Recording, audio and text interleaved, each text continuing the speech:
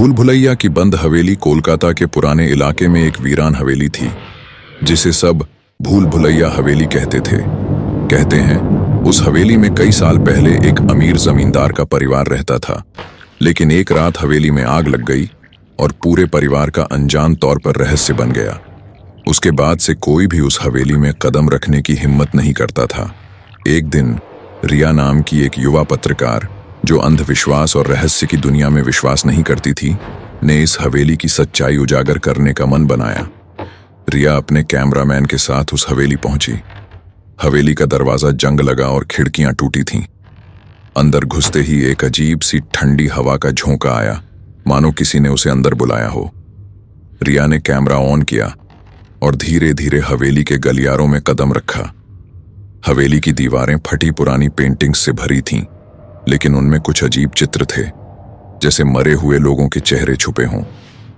उसके कैमरामैन ने महसूस किया कि हर कदम पर कैमरे का लेंस अजीब तरीके से धुंधला हो रहा था। जब वे हवेली के तहखाने में पहुंचे तो अचानक कैमरे की लाइट झपकी और बंद हो गई।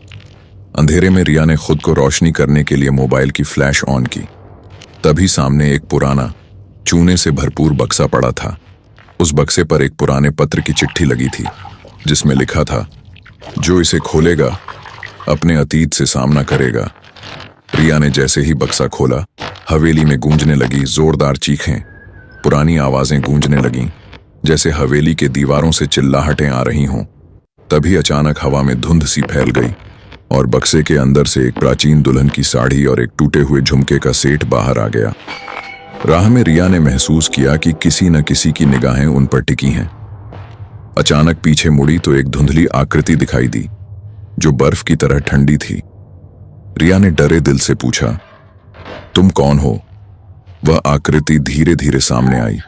उसकी आंखें लाल हो गईं और उसके हाथों में एक टूटे झुमके का सेट था। वह बोली, मेरी शादी नहीं हो पाई, मेरा बदला लेना है। तब रिया ने समझा कि हवेली में रहने वाली आत्मा एक मरी हुई दुल्हन की थी, जिसकी सगाई उसी हवेली में सूरजो नाम के युवक से होने वाली थी।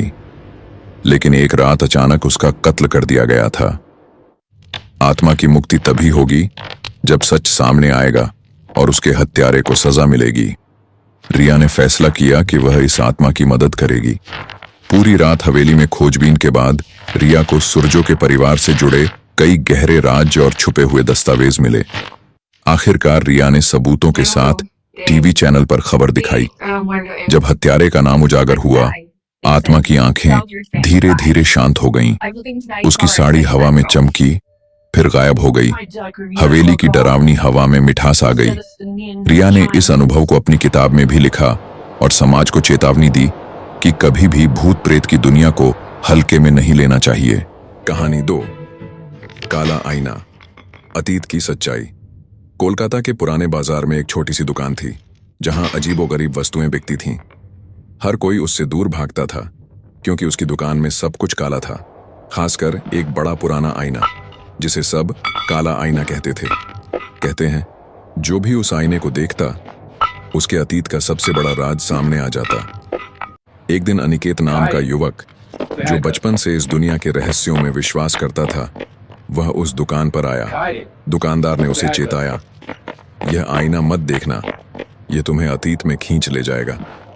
पर अनिकेत की जिज्ञासा इतनी बढ़ गई कि उसने बिना कुछ सोचे समझे वह आईना खरीदा। घर जाकर अनिकेत ने आईना दीवार पर टांग दिया। रात के 12 बजे जब चांद की रोशनी आईने पर पड़ी तो आईना अचानक चमकने लगा। अनिकेत का मन कांप उठा। उसने झिझकते हुए आईने में देखा। आईने के अंदर अंधकार की परतें खुलने लगीं। अचानक उसने खुद को उस आईने के अंदर पाया। उसके सामने एक छायादार दुनिया खुल गई। वह जगह एक पुरानी हवेली की तरह थी। हर दीवार पर खून के दाग थे। धीरे धीरे अनिकेत को महसूस हुआ कि वहां खड़ी एक औरत हर पल उसकी निगाहें चुरा रही थी।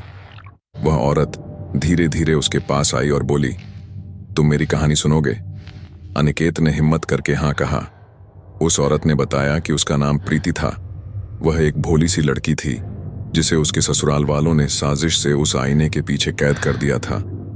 प्रीति ने बताया कि उसके ससुराल वालों ने उसके पति की हत्या कराई थी और आईने में कैद कर उसकी आत्मा को जिंदा बना दिया ताकि उसकी मुक्ति न हो। अनिकेत ने वादा किया कि वह प्रीति को आजाद करेगा। उसने अपने कैमरे और मोबाइल की सहायता से उस रहस्यमयी दुनिया के हर कोने की रिकॉर्डिंग की। उसने सच को सामने लाने के लिए पुलिस को सारी जानकारी दी। कुछ ही हफ्तों में पुलिस ने प्रीति के पति की हत्या का राज उजागर किया और साजिश रचने वालों को गिरफ्तार किया। आईना अपनी रोशनी धीरे धीरे खोने लगा। प्रीति की आत्मा ने आभार व्यक्त किया और आकाश में उड़ती हुई गायब हो गई। अनिकेत ने सीखा कि कभी भी किसी रहस्य से खेलना खतरनाक हो सकता है, लेकिन सच्चाई हमेशा जीतती है।